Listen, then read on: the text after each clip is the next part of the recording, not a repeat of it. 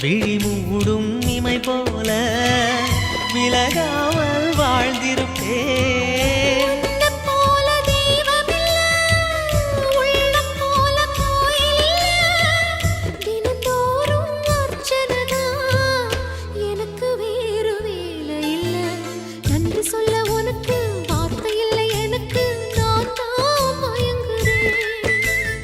என்னுடைய மனச தந்துவிட்ட பிறகும் ஏம்மா கலங்குற?